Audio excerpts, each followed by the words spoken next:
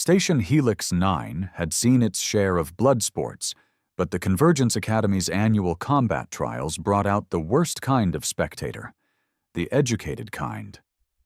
The ones who placed bets based on bone density calculations and muscle fiber composition rather than gut instinct and wishful thinking.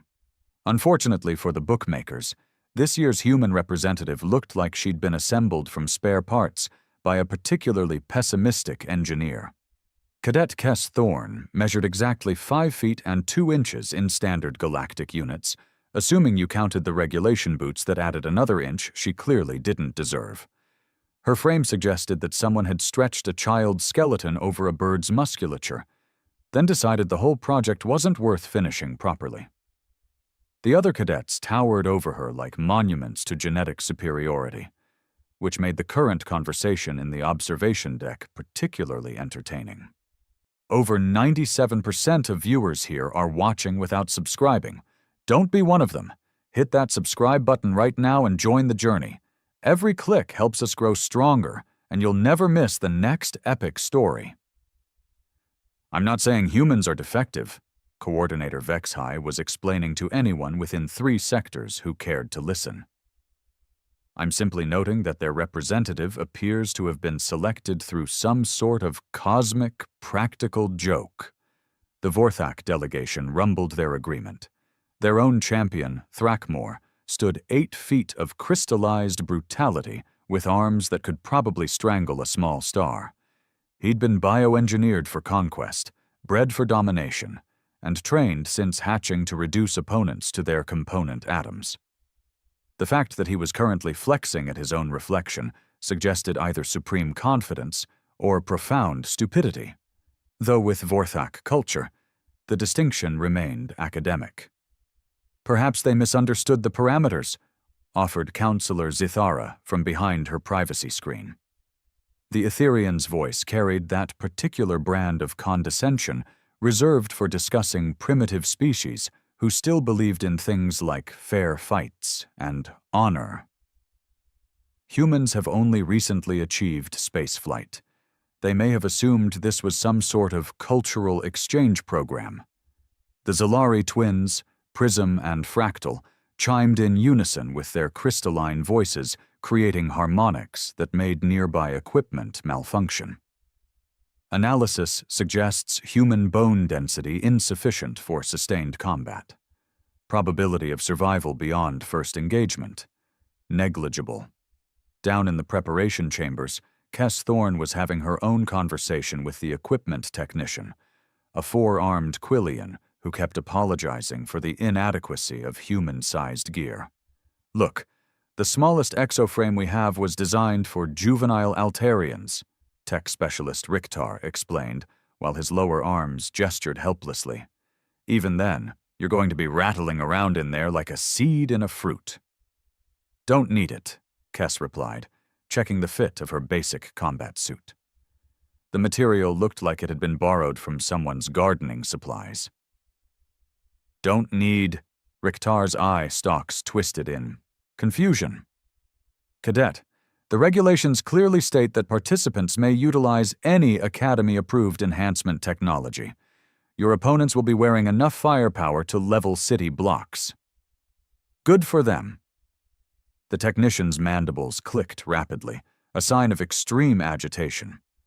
At least take the neural interface booster. It'll help you process combat data faster. My processing speed is fine. The kinetic dampeners? The reaction time enhancers? The basic survival package that keeps your organs from liquefying under acceleration? Kess looked up from adjusting her boots. Standard issue, no modifications, no improvements beyond what a decent shoemaker might manage on a particularly inspired Tuesday. Tell me something, Riktar. What's the Academy's policy on performance enhancement? Any technology available to Academy personnel may be utilized, provided it doesn't violate the Sentient Rights Charter or cause irreversible damage to station infrastructure. And what about performance limitation? The question hung in the recycled air like a particularly awkward pause in a diplomatic negotiation. Riktar's eye stalks rotated thoughtfully. "I don't understand the question, Cadet." "Neither do they." Kess nodded toward the ceiling, presumably indicating the observation deck where the galaxy's finest military minds were busy calculating exactly how quickly she'd be converted into component particles. "That's the point." The first horn sounded, indicating 30 minutes until initial combat rounds. Throughout the station, final preparations reached their crescendo. Thrakimor was consuming his pre-battle stimulants, each dose containing enough combat enhancers to turn a pacifist philosopher into a berserker warlord. The Zalari twins synchronized their crystalline matrices, creating a shared consciousness that could calculate trajectories while experiencing the universe from multiple perspectives simultaneously. The Etherean champion, Voidwalker Nethom, simply stood motionless in his preparation chamber, existing in 17 dimensions at once, while his equipment automatically assembled itself around his translated form. Meanwhile, in the betting pools, humanity's odds had reached levels typically reserved for cosmological impossibilities. The smart money wasn't even bothering to bet against Kess Thorne. It was betting on which specific body part would be identified first after the inevitable conclusion. 5 credits says they find her boots, offered a maintenance worker. You're optimistic, his colleague replied. I'm betting on vapor. The second horn echoed through the station's corridors. 15 minutes. In the observation deck, the commentary had shifted from mockery to what passed for academic interest among species who considered warfare a scholarly pursuit. The human appears calm, noted Coordinator Vexhai, reviewing the biometric readings from Kess's preparation chamber. Heart rate steady, stress hormones within normal parameters. Either she's achieved some sort of transcendent acceptance of her fate, or she's too primitive to understand what's about to happen, finished Counselor Zithara. Though I admit, there's something unsettling about her composure. The Vorthak military attaché, General Morgthul, dismissed this with a gesture that could have been mistaken for a small avalanche. Composure is irrelevant when facing Thrakmor. He has defeated champions from 47 worlds. His combat record includes victories over opponents twice his size and 3 times his speed.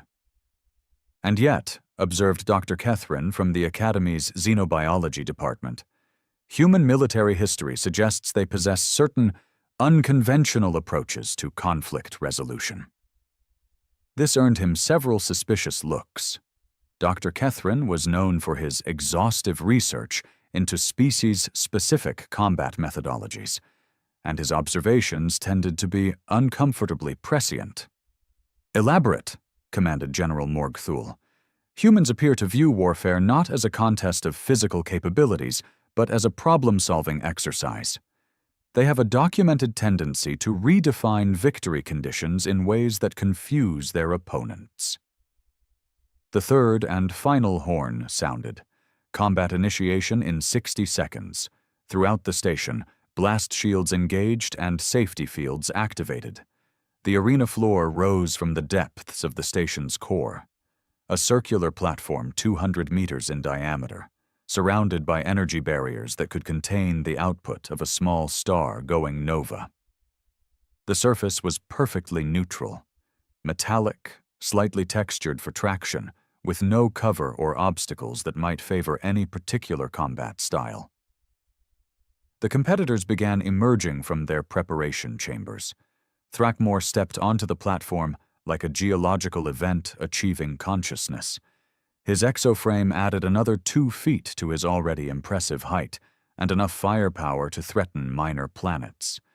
The crowd, such as it was among species that considered emotional displays beneath their dignity, murmured appreciatively. The Zalari twins materialized in a shower of prismatic light, their combined form creating optical illusions that made it difficult to determine exactly where they were standing. Their crystalline armor refracted the arena's illumination into patterns that suggested either advanced mathematics or profound artistic achievement. Voidwalker Nethame, didn't so much appear as gradually become present, reality bending around his translated form until observers could process his existence without their consciousness fragmenting.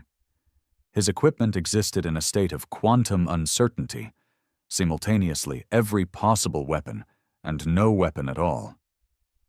And then there was Kess Thorne. She walked onto the arena floor like someone heading to a particularly boring appointment. No dramatic entrance, no intimidation displays, no technological marvels making the air shimmer with barely contained energy. Just, small human in a basic combat suit, looking around the arena with the mild interest of a tourist examining local architecture. The silence in the observation deck was profound enough to achieve its own gravitational field. "Are we certain she understands the nature of this competition?" whispered someone whose species had evolved beyond the need for vocal cords, but maintained them for dramatic emphasis. The arena's combat protocols engaged. Energy barriers shimmered to full opacity, creating an enclosed space where the galaxy's finest military academies would prove their superiority through the simple expedient of reducing their opponents to increasingly smaller pieces. The final announcement echoed through the chamber. "Combat initiation in 10, 9, 8. Down on the arena floor, Kess Thorne cracked her knuckles, a sound that somehow carried perfectly through the combat zone's acoustic dampeners. 7, 6, 5. She smiled. 4, 3, 2. And in that moment, every being in the observation deck experienced the same uncomfortable realization. They might have made a terrible mistake. 1. Combat initiated. The first match pairing appeared on displays throughout the station. Thrackmore versus Kess Thorne. If the universe possessed a sense of humor, this was its idea of a punchline delivered at relativistic speeds. Thrackmore's war cry began as a subsonic rumble that made the arena's foundation stones question their structural integrity. It built to a crescendo that could have served as a mating call for particularly aggressive tectonic plates. His exoframe's weapon systems came online, with the subtle whisper of contained fusion reactions, painting targeting reticules across every surface within a 50-meter radius. Kess stood perfectly still, watching him with the focused attention of someone studying an interesting but ultimately solvable equation. "Preliminary scans indicate the human hasn't activated any defensive systems," reported the arena's combat analyst, a Nexarian whose cybernetic implants allowed real-time tactical assessment. "No energy shields, no kinetic barriers, no adaptive camouflage. She appears to be waiting." In the observation deck, Dr. Catherine leaned forward with academic fascination. "Curious. Human neural patterns suggest active engagement, but her stance indicates complete passivity. A contradiction." "Not passivity," corrected Colonel Zarthex of the Hegemony Marines, his scarred carapace bearing testimony to 3 decades of interstellar warfare. "Patience. There's a difference, though most species never learn it." Thrackmore launched himself forward with enough kinetic energy to register on seismic monitors. His approach combined the subtlety of an orbital bombardment with the grace of a collapsing star. The exoframe's servos shrieked as they channeled forces that would have impressed a small gravity well. Kess took 1 step to the left. Not a combat maneuver, not an evasive action, enhanced by centuries of martial development. Just a step. The kind you might take to avoid a puddle or examine something mildly interesting on the ground.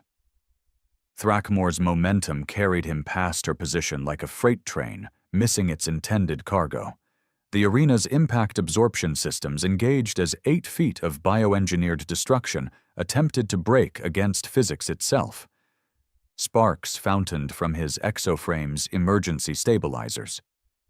"Trajectory miscalculation," the Zalari twins announced in perfect harmony.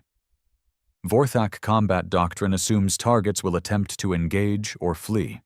Human behavior falls outside established parameters. Thrackmore pivoted with impressive speed, for something that massed as much as a small building.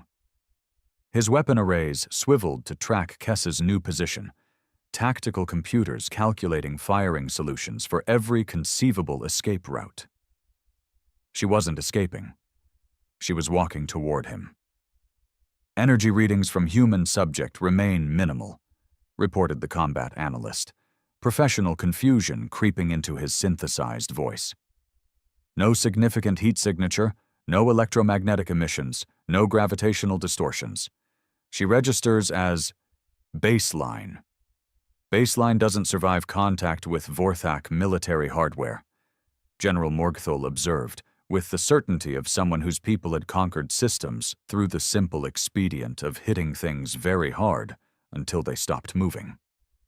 Thrakmor's plasma cannon charged with a whine that suggested several fundamental forces were being bullied into cooperation. The barrel glowed with energies typically reserved for ship-to-ship combat. At this range, the discharge would vaporize everything within a 20-meter cone, regardless of armor or shielding. Kess continued walking toward him, her expression suggesting mild disappointment with the proceedings. "Target acquired," Thrakmor announced in Galactic Standard, his translator struggling with the harmonics of impending violence. Preparing to demonstrate Vorthak's superiority over— "You talk too much," Kess interrupted, and threw a handful of sand. The observation deck fell silent. Not the reverential quiet of beings witnessing tactical brilliance, but the stunned muteness of creatures whose understanding of reality had just been introduced to a blunt instrument.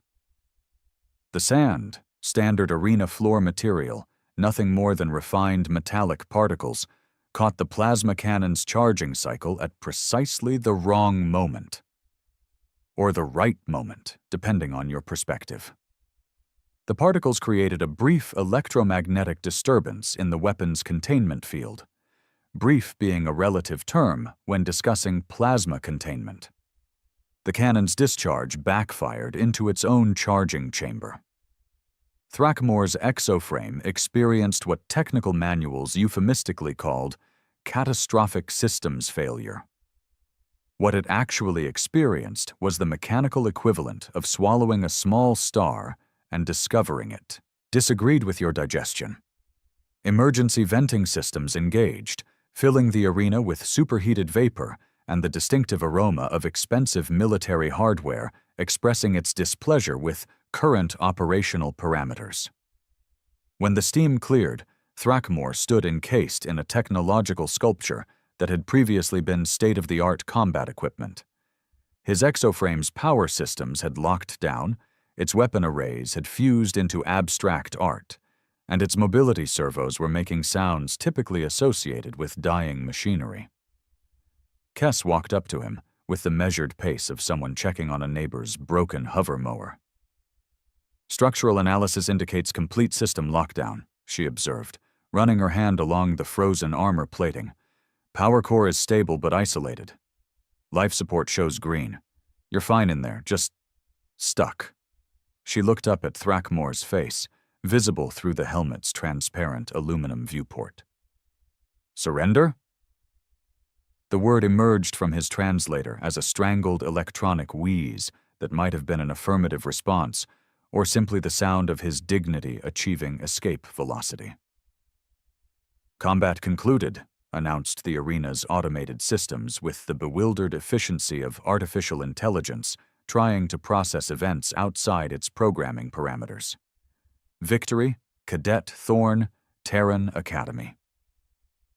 In the observation deck, the silence achieved a density that threatened to collapse into a singularity of pure disbelief. "Replay the engagement," commanded Coordinator Vexhigh, his voice carrying the careful neutrality of someone whose worldview had just been introduced to a sledgehammer. The holographic display reconstructed the encounter in microscopic detail. Tactical analysis algorithms worked overtime, examining every nanosecond for signs of hidden technology, concealed weapons, or sophisticated combat techniques. They found sand. "Impossible," declared General Morgthul, with the authority of someone whose military doctrine had just been insulted by basic physics. Vorthak exoframes are designed to withstand planetary bombardment. A handful of particulate matter cannot disable. Unless, Dr. Kethrin interrupted thoughtfully, the operator creates a feedback loop by disrupting the plasma containment field during its charging cycle. The electromagnetic interference would cause a cascade failure in the weapon's power distribution network. That would require precise knowledge of Vorthak military technology, Counselor Zithara pointed out. Information classified at levels beyond standard Academy access. Colonel Zarthex's scarred features arranged themselves into what might have been a smile. Or it would require someone who understands that complex systems have predictable failure points. Humans appear to specialize in finding those points. The arena floor reset itself for the next engagement, while medical teams extracted Thrakmor from his technological prison. The Vorthak champion would recover, though his pride showed signs of permanent damage. In her preparation area, Kess Thorne was reviewing the competition bracket, apparently unmoved by her victory over 8 feet of bioengineered destruction. Tech specialist Riktar approached with the cautious manner of someone who had recently revised his understanding of human capabilities. Cadet Thorne, he began, his voice carrying newfound respect. The medical team requests a post-combat analysis. Standard procedure after defeating a Vorthak champion. Tell them I'm fine, Kess replied, not looking up from the tournament schedule. No injuries, no fatigue, no system overloads to report. They're not concerned about your condition, Riktar explained. They want to understand how you achieved victory with no enhancement technology. I read his equipment manual. The simple statement hung in the recycled air like a confession of something approaching witchcraft. You read? Standard Academy protocol requires all participants to study their opponent's capabilities. His exoframe's technical specifications were in the public database. Page 47 covered plasma cannon charging sequences and electromagnetic vulnerability windows. Riktar's eye stalks performed a complex dance of confusion. But that information is provided for academic understanding, not tactical exploitation. Everything is tactical if you think about it correctly, Kess observed, finally looking up from her schedule. Next match is in 30 minutes. The Etherian champion should be more interesting. She returned to her preparations, leaving Riktar to contemplate the disturbing possibility that humans approached combat the same way they approached final examinations, with methodical preparation and a complete disregard for how things were supposed to work. Throughout the station, betting pools recalculated their odds with the frantic efficiency of economic systems experiencing existential crisis. The smart money was beginning to suspect that humanity's representative might be more dangerous than her unimpressive specifications suggested. In the observation deck, academic debate had replaced casual mockery as the galaxy's finest military minds struggled to process what they had witnessed. Single data point, insisted General Morgthul. Insufficient for meaningful analysis. Perhaps, agreed Dr. Kethrin, though I suspect we're about to gather additional data points whether we want them or not. News of Thrakmor's defeat propagated through the station's communication networks with the efficiency of a particularly virulent rumor. Within 12 minutes, every species representative had received detailed combat footage, tactical breakdowns, and increasingly frantic requests for revised strategic assessments. The Etherian delegation gathered in emergency session, their translucent forms flickering between dimensions as they processed information that challenged fundamental assumptions about primitive species behavior. Coincidence remains the most probable explanation, insisted High Counselor Methandri, though her wavering outline suggested uncertainty bleeding through multiple reality layers. Random success achieved through ignorance of proper combat protocols. Random success, repeated combat theorist Yil Thrain with the dry precision of someone whose calculations had just been insulted by universe itself, does not typically involve exploiting classified technical vulnerabilities through casual application of environmental debris. Voidwalker Nethime materialized enough to participate in standard spacetime, his form achieving temporary solidarity for the sake of conversation. The human studied Vorthak specifications. This suggests systematic preparation, not fortuitous accident. All Academy participants receive opponent data, High Counselor Methandri countered. Providing information and utilizing it tactically represent different evolutionary capabilities. Meanwhile, in the Nexarian Analysis Center, cybernetic intelligences were discovering that their predictive algorithms had developed what organics might call anxiety disorders. Combat Model Revision 17 indicates 23.7% probability of human advancement to semi-final rounds, reported Primary Analyst Hex 9, its consciousness distributed across 17 processing cores, simultaneously experiencing computational stress. Previous models indicated 0.003% survival probability beyond initial engagement. Senior Analyst Kex 12 integrated the new data with the methodical precision of a machine, learning that its learning might be fundamentally flawed.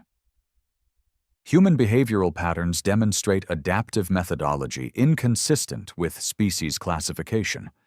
Recommend reclassification from primitive warfare to unconventional tactics designation.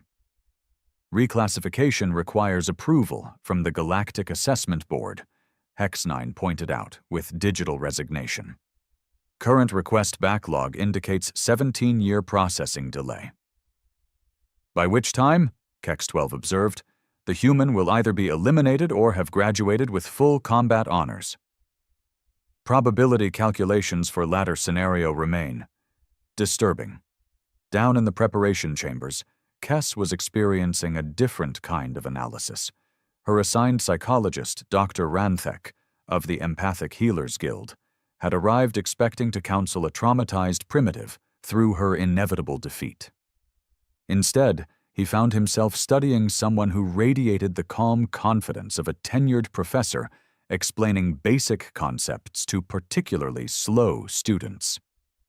"Tell me about your homeworld," Dr. Ranthek suggested, his telepathic tendrils carefully probing for emotional distress indicators. Academy records indicate Earth possesses numerous environmental challenges. "Challenges," Kes repeated thoughtfully, while stretching muscles that appeared inadequate for the violence she had recently survived. "That's one way to describe it." Her memories, accessible to Dr. Ranthek's empathic scanning, revealed landscapes that made the psychologist's professional composure waver. Deserts where the air itself attempted homicide. Oceans that froze beings solid or dissolved them into component molecules. Mountain ranges where atmospheric pressure could crush most galactic species into interesting geometric shapes. "Your people evolved in these conditions?" he asked, professional fascination overriding therapeutic protocol. "Not evolved in them," Kes corrected, beginning her pre-combat meditation routine, which consisted entirely of reviewing technical manuals on her tablet. "Learned to master them.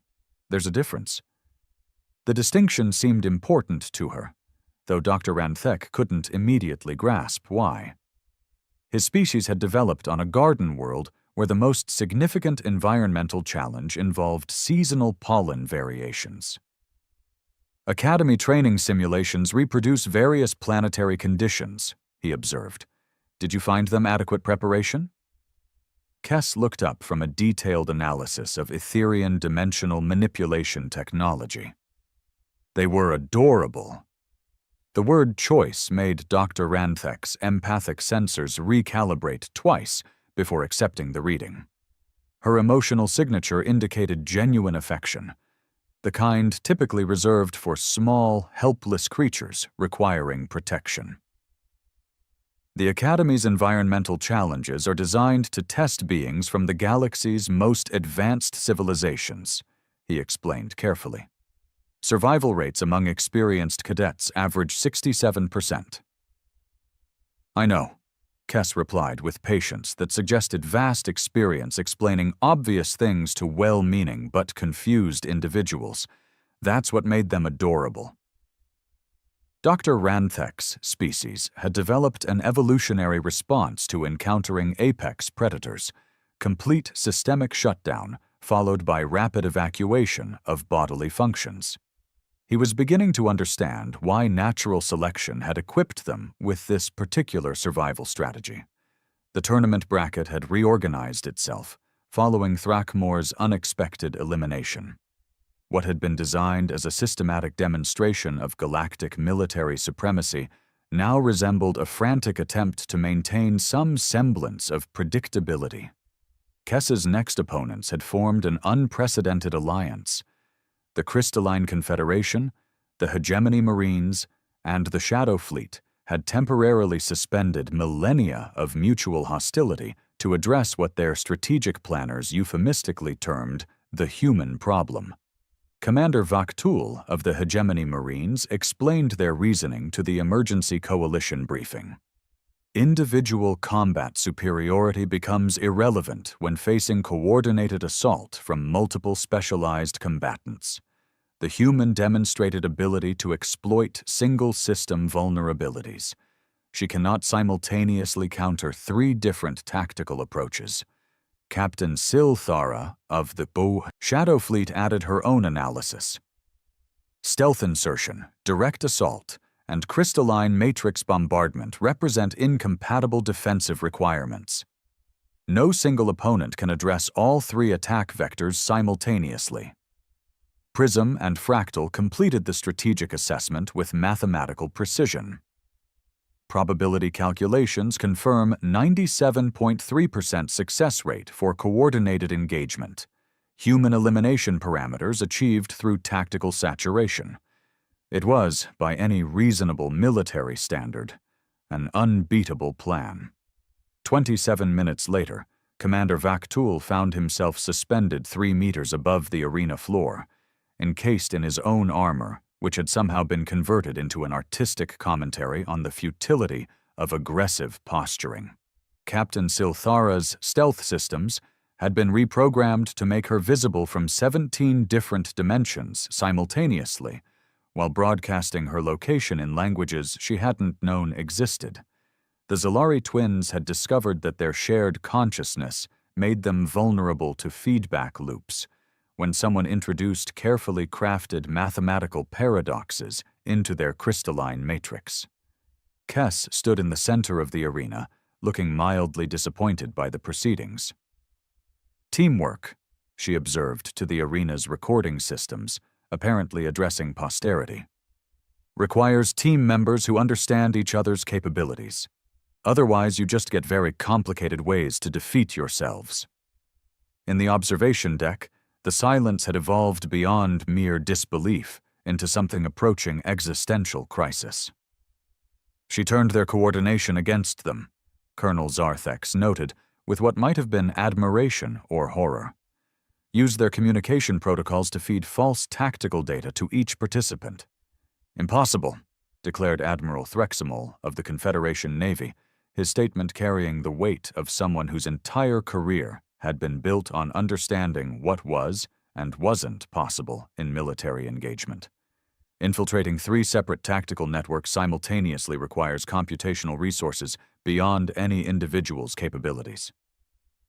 Dr. Kithrin was studying the combat recordings with academic fascination that had progressed well beyond healthy scientific curiosity. Unless the individual in question approaches the problem differently than our models predict. Human tactical thinking appears to function on principles we don't fully understand. Enlighten us, requested Coordinator Vexhai, with strained patience. Our military doctrines assume combat is about defeating opponents through superior force, advanced technology, or strategic positioning, Dr. Kethrin explained. Humans appear to view combat as environmental modification. The phrase hung in the observation deck's atmosphere like a particularly troubling mathematical equation. "Elaborate," commanded General Morgthal. "They don't fight their opponents," the xenobiologist continued, his excitement building, despite the disturbing implications of his analysis. "They modify the combat environment until their opponents defeat themselves. It's not warfare as we understand it. It's ecosystem manipulation." "That's," Counselor Zithara began, then stopped as the full implications processed through her consciousness. "That's how apex predators function." The observation deck fell silent again, but this time the quality of silence had changed. What had been disbelief was transforming into something approaching recognition, the uncomfortable kind that arrives when long-held assumptions meet contradictory evidence at high velocity. Down in the preparation chambers, tech specialist Richter was conducting his own analysis of human capabilities. The results were not contributing to his peace of mind. "Cadet Thorne," he began cautiously, "the tournament organizers have expressed concern about your methods." "My methods work," Kess replied, not looking up from her study materials, which now included technical manuals on Academy station systems, environmental controls, and emergency protocols. "That's what concerns them. The other participants are using centuries of military development, advanced technology, and sophisticated tactical planning. You're using intelligence," Kess finished. "It's not complicated, Richter. Every system has exploitable characteristics. Every opponent has predictable behavioral patterns. Every environment can be modified to favor different outcomes. But the implications are that maybe your people should have thought more carefully before inviting humans to participate in combat exercises," she interrupted with a smile that managed to be both friendly and absolutely terrifying. "Though I have to admit, the educational value has been significant." Richter's eye stalks performed a complex pattern that indicated deep philosophical distress. "Educational for whom?" "Everyone," Kess replied, returning to her reading. "Though I suspect some of us are learning things we didn't expect to discover." The final match had attracted observers from across 17 sectors. What had begun as routine academy trials had transformed into something approaching a galactic incident, complete with emergency diplomatic communications and hastily convened intelligence briefings. The original audience of military assessors had been joined by xenopsychologists, evolutionary theorists, and at least 3 beings whose job descriptions remained classified at levels that made most governments nervous. Kess's ultimate opponent wasn't another cadet. The Academy had activated Protocol Omega, reserved for circumstances where standard educational parameters had been exceeded by factors requiring immediate institutional response. The arbitrator rose from the arena's depths like a nightmare achieving physical form. 15 meters of biomechanical perfection, it represented 3 centuries of combined military development from every major galactic civilization. Its design incorporated Vorthak durability, Etherian dimensional manipulation, Zalari computational speed, and technological innovations from 47 additional species who preferred their contributions remain anonymous. The arbitrator possesses adaptive capabilities that allow real-time counter-development against any observed tactical approach, announced Academy Director Genthai, her voice carrying across the station's communication systems with official authority masking obvious concern. Its combat algorithms have analyzed every engagement in galactic military history. Victory against the arbitrator represents completion of Academy training at the highest possible level. The translation remained unspoken but understood. If Kess could defeat this thing, the galaxy's understanding of human capabilities would require fundamental revision. The arbitrator's optical arrays focused on Kess with mechanical precision that made quantum computers appear indecisive. its analysis protocols engaged, scanning for energy signatures, technological enhancements, physiological modifications, or hidden weaponry. It found a small human reading a maintenance manual. "Challenger analysis complete," the arbitrator announced in a voice that sounded like several civilizations' worth of authority speaking in unison.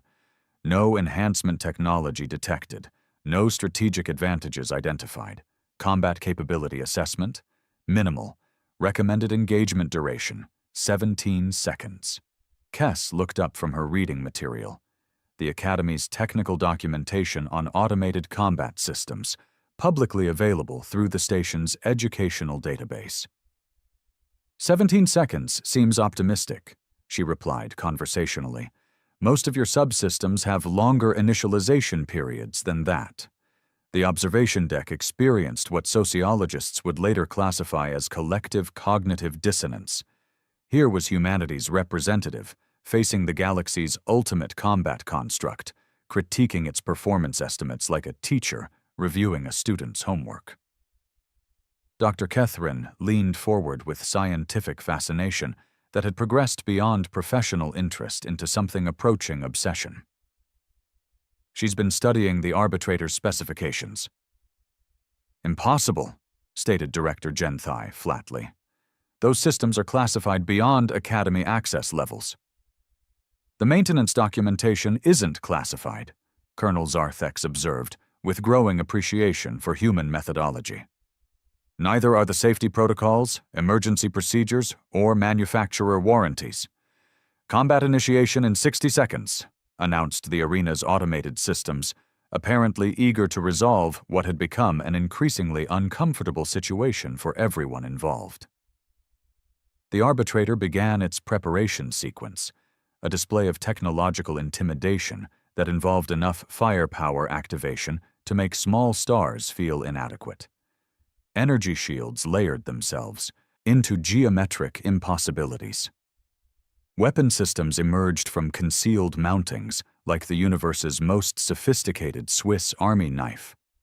Dimensional anchors engaged to prevent spatial manipulation, while quantum scramblers eliminated probability-based attack vectors.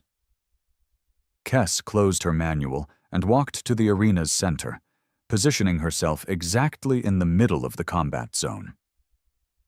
"Challenger positioning suggests surrender posture," the arbitrator observed with mechanical satisfaction. "Terminating engagement to minimize unnecessary destruction."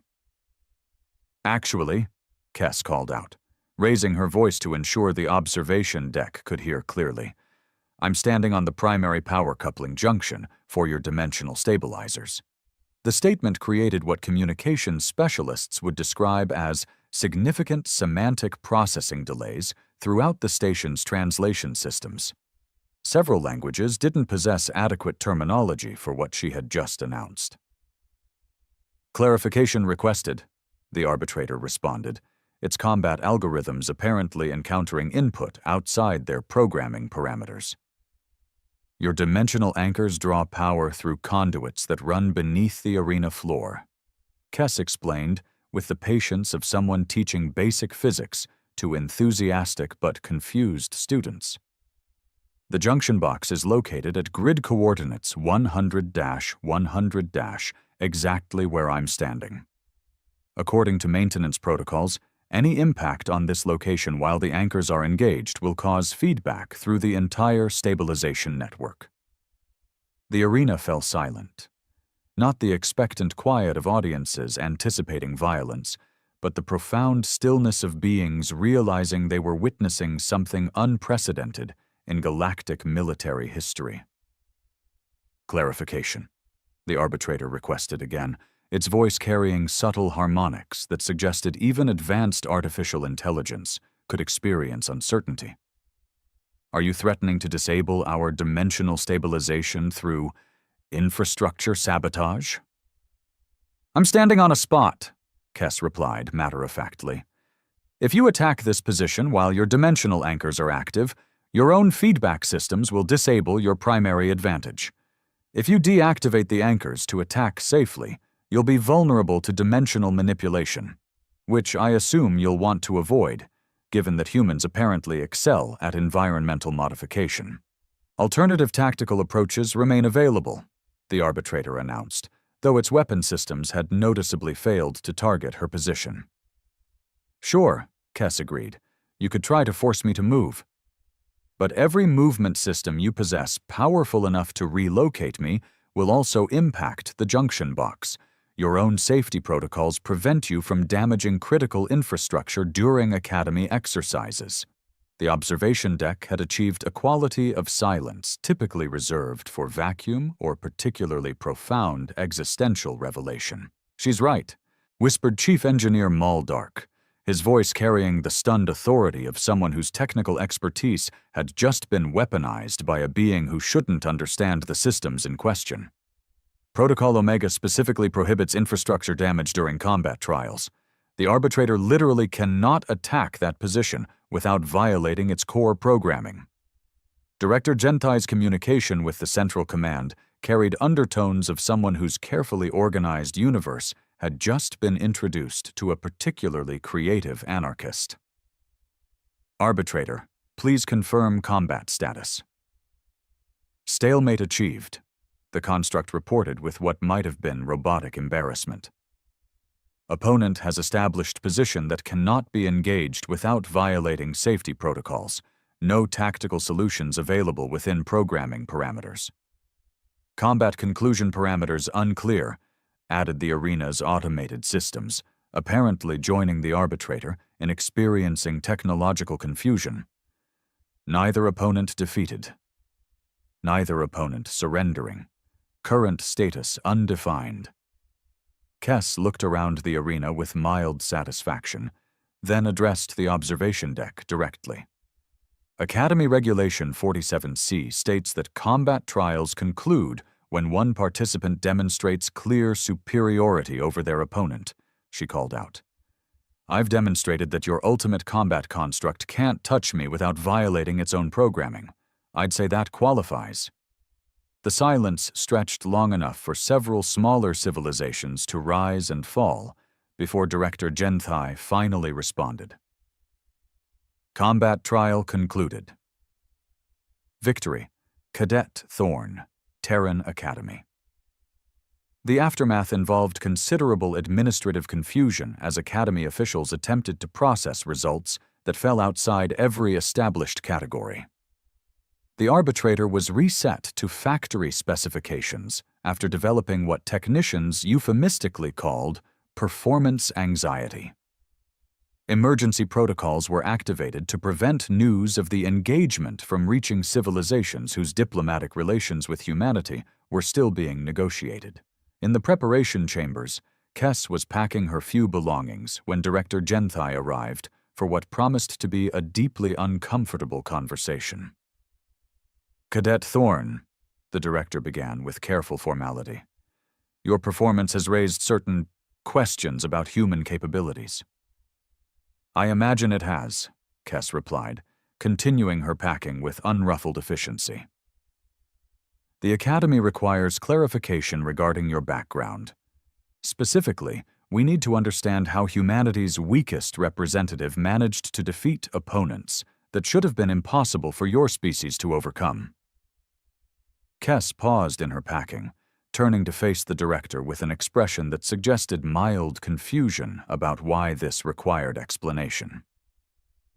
I'm not humanity's weakest representative, she said simply. I'm their diplomat. The statement hung in the air, like a revelation achieving critical mass. The combat trials were supposed to be a cultural exchange, Kess continued, apparently unaware that she had just redefined galactic politics. Humanity was asked to send someone to demonstrate our approach to conflict resolution, so they sent someone trained in negotiation, cultural analysis, and non-violent problem-solving. But your combat victories were achieved through diplomacy, Kess interrupted gently. I didn't fight anyone. I convinced them to defeat themselves, or I modified the situation until fighting became counterproductive. That's what diplomats do. We find solutions that avoid violence while achieving necessary objectives. Director Genthai experienced what her species classified as a complete worldview reformation event.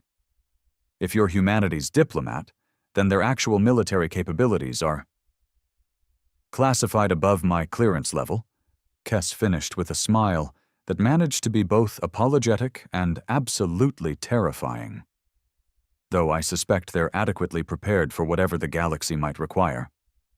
She shouldered her pack and headed toward the door, pausing only to add one final observation.